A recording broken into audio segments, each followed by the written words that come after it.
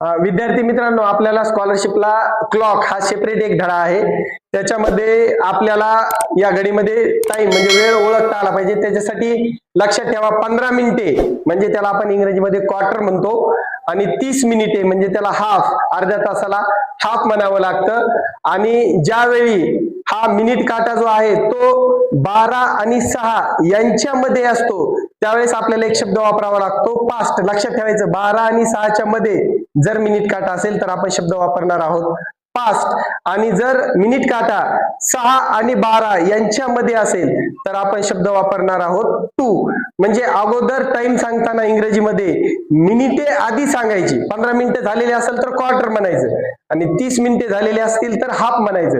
म्हणजे अगोदर मिनिटे सांगायची आणि त्याच्यानंतर आपल्याला किती वाजलेत हे सांगावं लागेल. उदाहरणार्थ जर घड्याळीमध्ये 4:15 म्हणजे 4:15 झालेले असतील तर आपल्याला किती वाजून गेलेत तर 4:15 झालेत. तर आपल्याला सांगावं लागेल 15 मिनिटाला आपण क्वार्टर म्हणतो तर क्वार्टर पास्ट. पास्ट शब्द का वापरला कारण तो 12 आणि 6च्या मध्ये मिनिट काटा असणार आहे त्यावेळेस.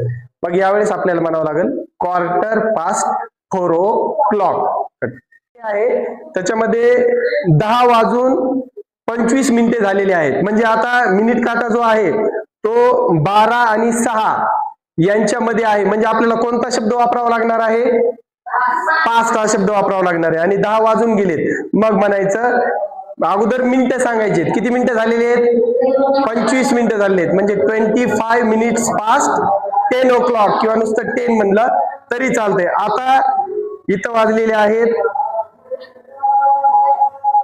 11:15. मराठीत जर सांगितलं तर ते आहेत 11:15. तर याला म्हणावं लागेल आता इथं पहा 12 आणि 6 किंवा 6 आणि 12च्या मध्ये मिनिट काटा आहे. तर आपल्याला काय म्हणावं लागेल, टू शब्द वापरावा लागेल. अगोदर मिनिटं सांगायचे किती मिनिटं झालेली आहेत. आता बाकी किती आहेत, किती वाजायला, 11 वाजायला 15 मिनिटं बाकी आहेत. म्हणजे क्वार्टर टू 11 o'clock असं म्हणावं लागेल. आता पुढची वेळ पाहूया आपण.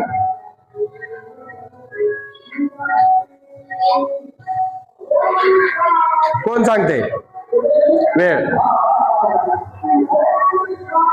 सांग सरिता.